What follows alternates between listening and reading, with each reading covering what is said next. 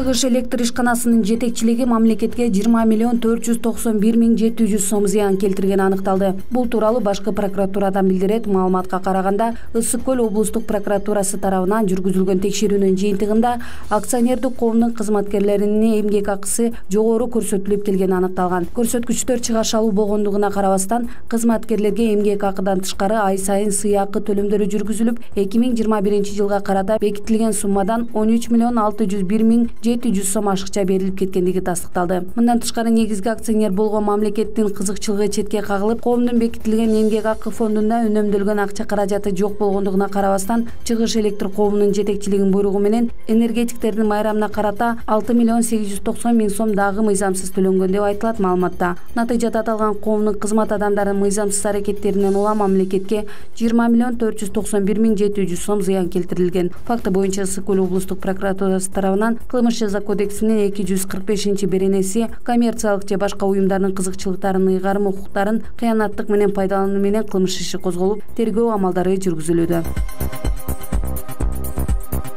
Президент Садыр Жапаров 28 июнда Баткен облусуна болгон жумушчу сапарынын алкагында Иса Акунбаев атындагы медициналык академиянын окуу жана дарылоо комплексин куруу үчүн капсула салды. Келечекте бул комплекс Баткен жергесине кызмат кылып, ийгиликтин баш аттына айлануусун каалады.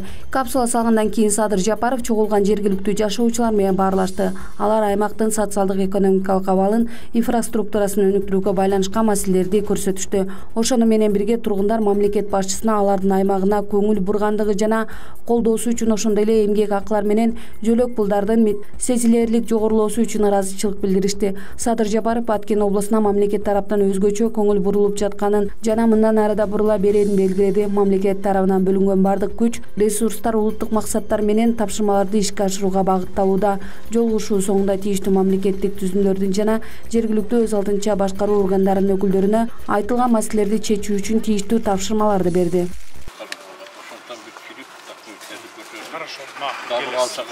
Geliniz eң негизгиси стабилдүүлүк, бул ошол жаштар менен эле аксакалдар туура түшүндүрүп иш алып барыш болду. Бактыярга мен бердим. Анан эми быйыл мына күздөн баштап мектептерге диндерди таануу сабагы тарыхын киргизип атабыз.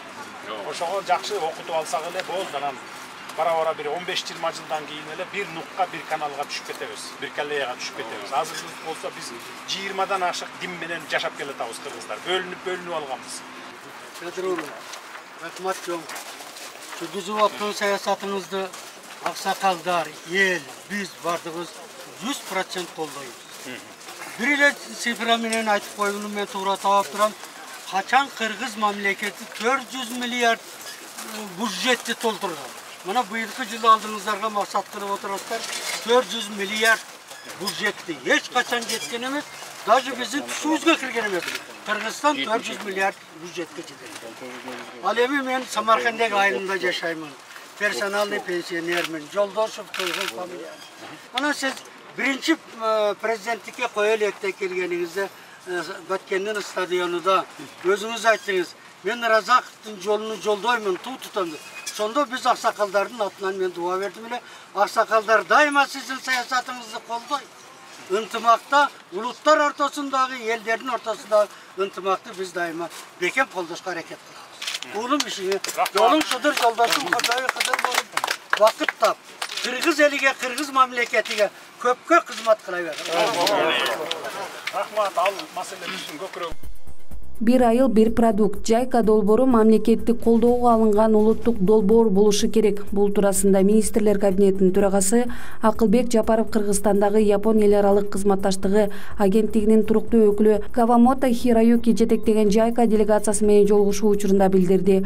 Министрлер кабинетинин башчысы bir айыл bir продукт долбоорунун өлкөнүн аймактарында ийгиликтүү ишке ашырылып жатканын белгилеп, өндүрүлгөн продукция жакшы кабылданып, чет мамлекеттерге экспорттолуп жатканын билдирди. Жайка республика жана анын калкы үчүн маанилүү долбоорду Кыргызстанда ишке ашырып жаткандыгы үчүн ыраазычылык билдирди. Республикадагы Жайканын туруктуу өкүлү Кавамото Хироюки өз кезинде социалдык экономикалык долбоордун натыйжалуулугун белгилеп, министрлер кабинети тарабынан аныкталган артыкчылыктарды эске алуу менен долбоорду мындан ары да өнүктүрүүгө даяр экенин билдирди. Ал мындан ары жемиштүү кызматташууга ишенимин билдирди. Бүгүнкү күндө 593 жакын продукция иштелип чыгып, алардын айрымдары аймактык брендке ээ болуп, Бишкекте сатылууда. чыгарылууда, ошондой эле чет өлкөлөргө да экспорттолууда. Долбоор жаңы идеяларды жаратуу жана жаңы продукцияларды түзүү аркылуу өндүрүүчүлөргө колдоо көрсөтөт.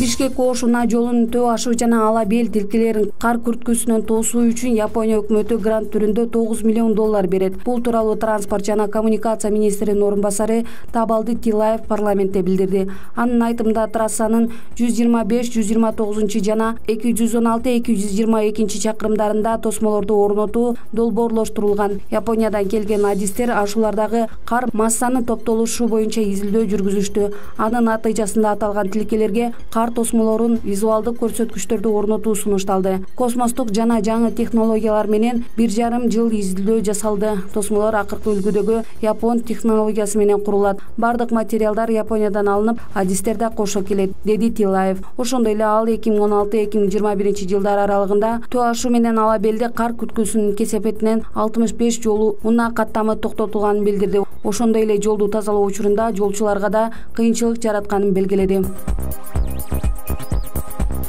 Муктар Жумалиев Кыргызстандын Бельгиядагы, Нидерланддагы, Люксембургдагы атайын жана ыйгарым укуктуу элчиси кызматынан бошотулду. Ал мындан тышкары Кыргызстандын Европа биримдигиндеги химиялык куралга тыюу салуу боюнча уюмдагы Түндүк Атлантика келишим уюмундагы туруктуу өкүлү кызматынан алынды.